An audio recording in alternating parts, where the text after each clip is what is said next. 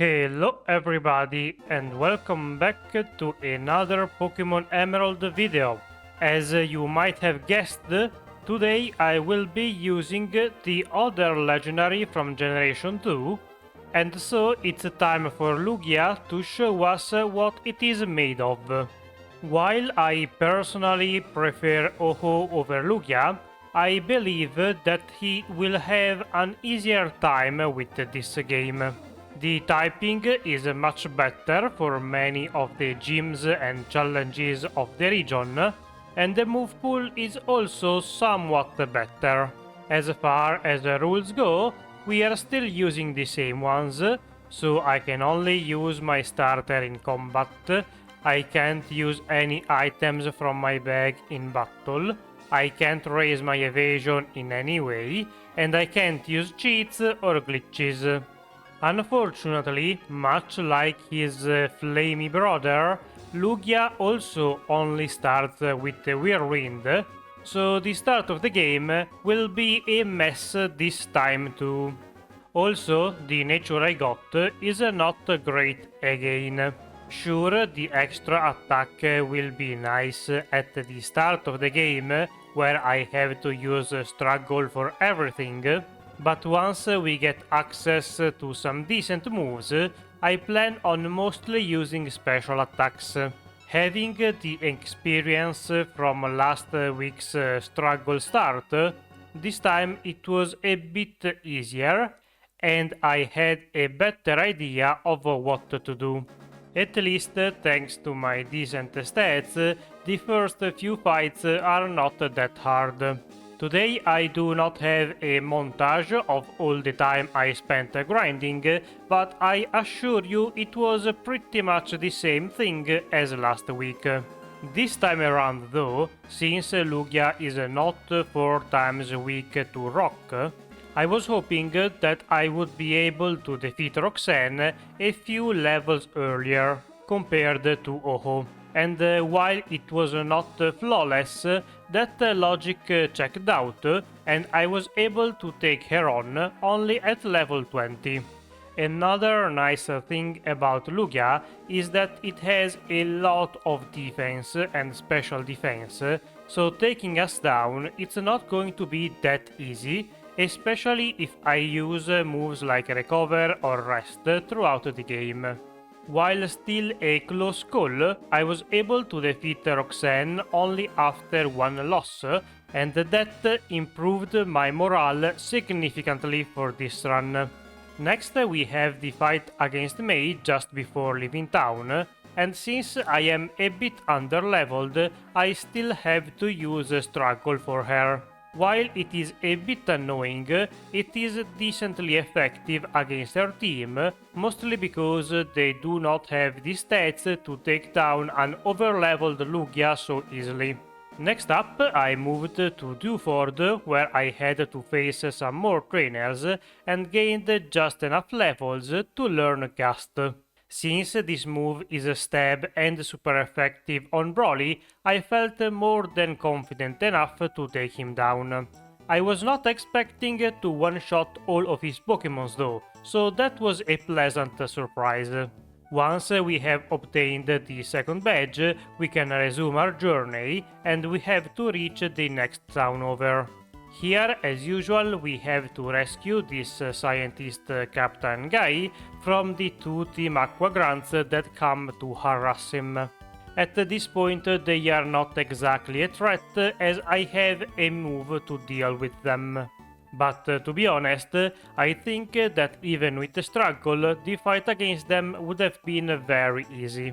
After defeating both of them, we have to listen to Archie rant for a while about his ideals, and then we can take on a few more trainers before we have to face the next fight with our rival May in the land bridge before Moville. While I am not exactly overpowered at this point, it is still more than enough to deal with her team quite easily. The only thing that leaves a hit is a Marshtomp, and he tries to pull something off with Bide, but unfortunately he dies before he can unleash that.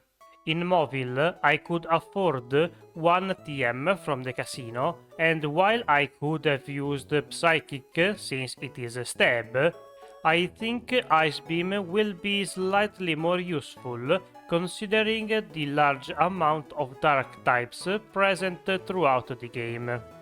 With this new powerful special move on my side, taking on Watson was not that hard of a challenge.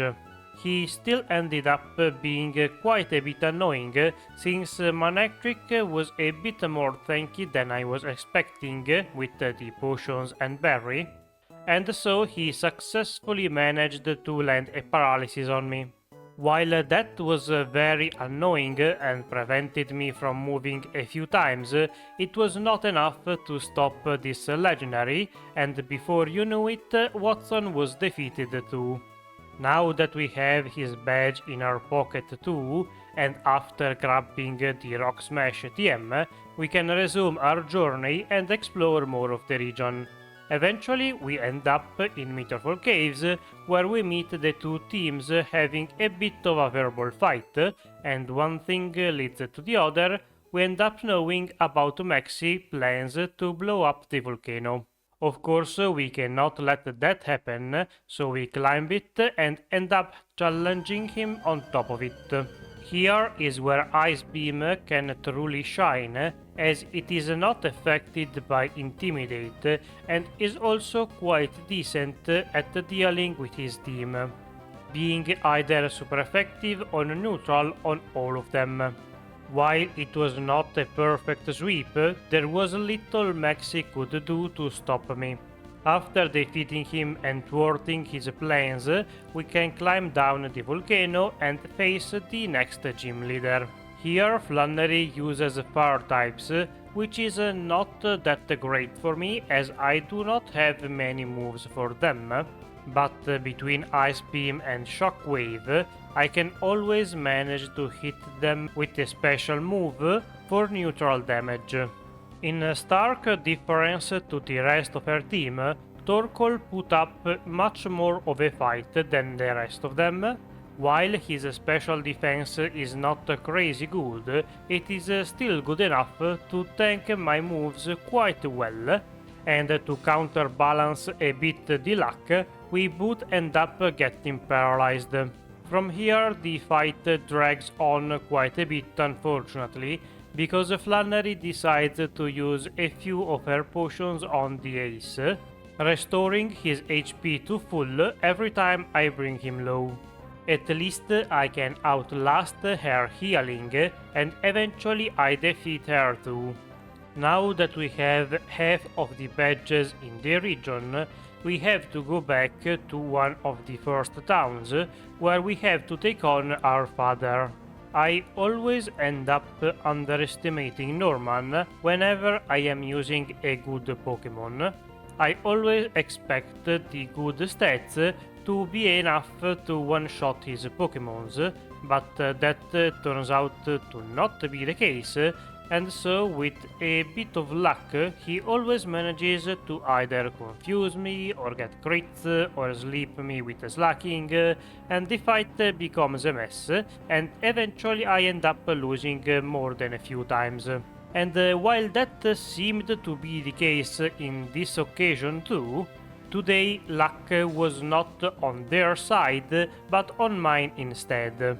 With only a quarter HP or so, and having to stare down a slacking, I was not expecting this to end very well for me, but fortunately his AI fumbled the bag and decided to not me attack as many times as it could, leaving me just enough time to defeat the rest of his team and barely earn the 5th badge without having to reset. This is huge for us, since we are also given the Surf HM, and would you know it, Lugia can learn it. While not the craziest of learn sets, that's one of the bigger reasons why many people, including me, for the longest time thought that Lugia was part water type. After taking care of Admiral Shelley and rescuing the weather guys, we can get back on our journey, but are immediately stopped again by our rival May. Here there is not a whole lot she can do, since my moves are quite powerful, and even though they are not super effective, are still more than enough to destroy her team with little effort. After defeating her too, we can finally reach Fortree, where our next gym fight is waiting for us. Winona specializes in flying types, but unfortunately for her, Lugia can learn both Thunderbolt and Ice Beam. Two extremely powerful moves against her team, since with those two, there is nothing on her team that can leave a hit, as with one or the other, you can be super effective on all of her Pokémons. So it's only a matter of time before we end up defeating them and earning ourselves the 6th badge of the region. Once again, I could have thought Fly to Lugia for a stab move, but the accuracy did not really make me consider that a good option, and I was already planning on using a fully special moveset, so that would not have fit in. Anyway, after making our way to the next town, we can have one last fight with May, but of course there is nothing she can do to stop us. We are just too powerful for her at this point. If she had her team fully evolved, maybe she could have done something, but as it stands, her fate was sealed a long time ago. Our next stop is at the cemetery, where we meet with the old lady and Archie. The lady gives us the Far Emblem, which I guess was left here by Maxie, and with that we can enter the cave where Groudon resides. Here we end up meeting with the leader of Team Magma, but unfortunately we are too late, and so he already revived the legendary. Frustrated by the Pokémon running away, Maxie ends up challenging us, and while he was not the hardest of challenges, I was still somewhat impressed at the tankiness that his Pokémons showed. I was not expecting Crobat to leave a super effective move, so that left me a bit flabbergasted, or however you say that word. Eventually I was able to recompose myself and finish the fight against him. Next we stormed the Team Aqua base, but were only able to find one of the admirals who challenged us to buy time for his leader to escape. Once again, the lower special attack from the nature is proving to be a thorn in my side, as I keep just barely missing the one-shot on many Pokémons. After some more training and grinding, we can challenge Tate and Liza, but here unfortunately I end up getting defeated. Lunaton landed way too many hypnosis, so I skipped on a bunch of turns, and that gave them enough time to take me down. That was a bit surprising, since I have both Surf, Ice Beam and Thunderbolt, which are generally quite good moves against their teams. But unfortunately, my not so high leveled, mixed with their very good special defense, made it so my damage was not very high, and they were able to live for multiple turns. Leveling more could have been an option, but at this point, this low growth rate is really starting to be a problem. Earning even a single level can take multiple minutes of fighting trainers non-stop. And once those are all defeated, fighting against wild Pokémons is not really an option. Even though the second attempt was kinda close too, we still managed to pull off a win without having to reset any more times against those two guys. With the Psychic badge in our possession, we have to go to the second double fight of the island. This time around, the fight with Steven against the Team Magma was not so bad. I have many special moves that are super effective on them, so damage is not something I am lacking in. And even though surf spread damage is nothing to write home about, coupled with Metang using some decent moves, it is enough to defeat a few of their Pokémons every turn.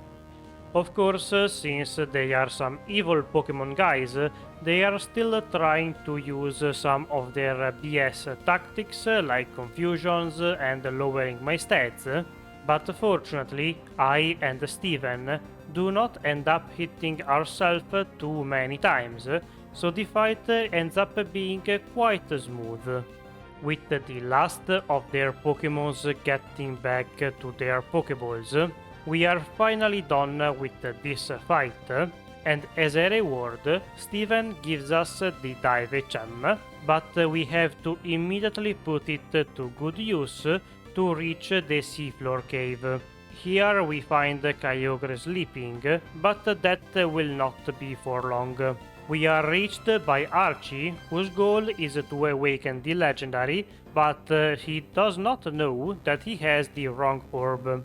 Of course, he ends up challenging us, and much like the rest of the Team Aqua and Magma fights throughout the game, this was not super challenging, but it was not as easy as I was first expecting.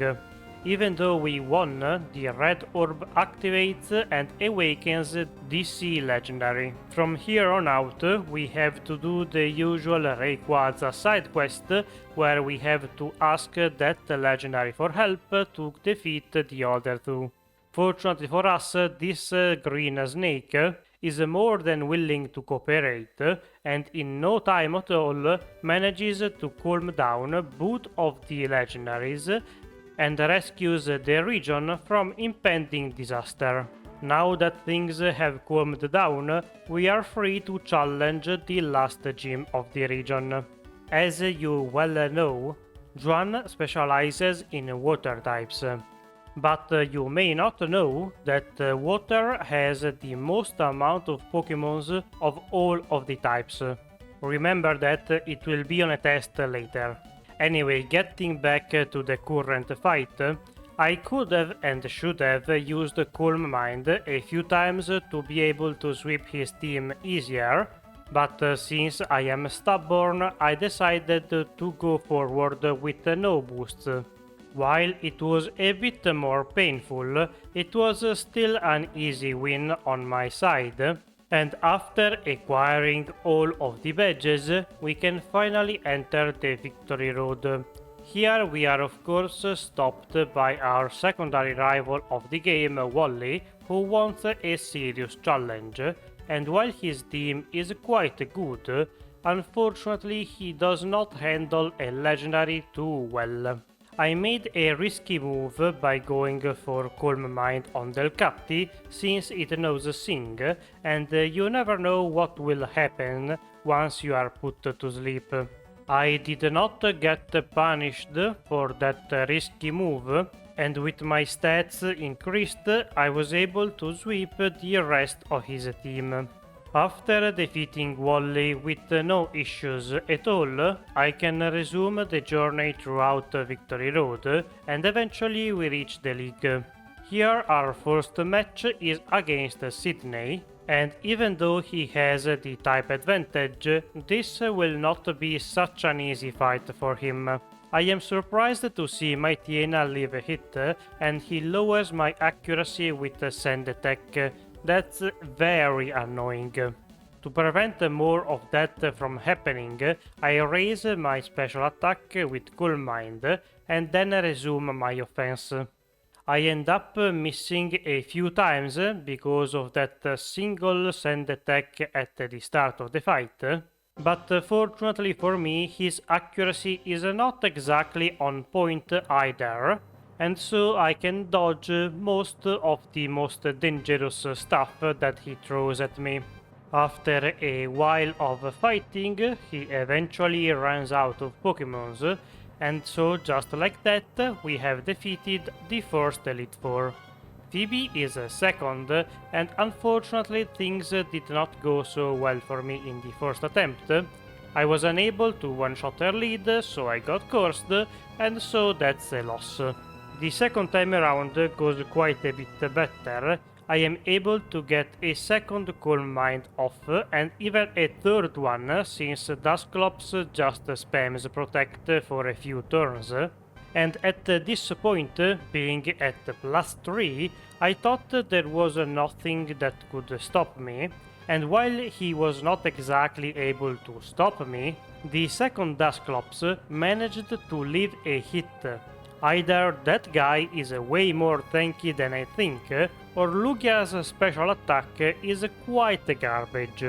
I guess I have like 0 IVs in that. Anyway, time to move on to the next fight, and this one was quite a bit easier. Glacia's team is a bit dangerous since I am weak to ice, but after taking a couple of turns setting up with Calm Mind and luckily not getting paralyzed by Body Slam, I could start my sweep with Thunderbolt. Half of her team is weak to it, so surely they will die in one hit, but the Glalis again surprise me by surviving a Surf. At least I was smart enough to set up another Calm Mind as she was healing, so from here on the rest of the team is actually all a one-shot. After a few more lightning strikes from the sky, all of her team was defeated, and we can finally move on to the last of the Elite Four. Drake might seem very easy since I have Ice Beam, but he was kinda tough too. Shelgon lands a Rock Tomb that deals a little bit of damage, but most importantly lowers my speed. I guess that's a fair trade-off for increasing my special attack and defense quite a bit. I was surprised to see outspeeding Flygon, but then getting outsped by Salamence. I thought the pseudo-bug dragon was faster, but I guess I was wrong, or it was a double speed tie where I lost one and won the other. The rest of the team is not that bad, other than Kingdra because of her neutral matchup against almost everything, and with that we only have the champion left. Unfortunately, I did not learn my lesson and ended up overestimating my damage output. This led to me getting stalled by my Lotic and falling to her Toxic. At least the second time around, I was a bit more determined to win, even though Wailord did quite a bit of damage with either his special moves or his double edges once I set up a bit. I still was determined to get more than a couple boosts off. Unfortunately, I once again cut the boosting short for some reason, but this time it actually was enough to get me through his team. The rest of the champion's Pokémon all fell to a Thunderbolt, other than Whiscash since it is immune, but I have Surf for that. Also Ludicolo survived a +3 Thunderbolt. He tries to go for the double team strategies, but fortunately Ice Beam is there to stop him in his tracks. From here on, the rest of the team is actually easier to defeat, and eventually we can finally finish him off and become the champion of the Juan region.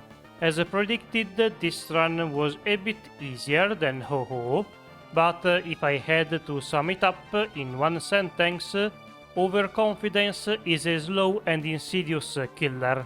Thank you for watching. If you enjoyed the video, leave a like, subscribe, share, ring the bell to be notified whenever I upload a new video. If you have any feedback, video ideas or any comments, leave them down below and I'll be sure to answer all of them. See you next week. Bye!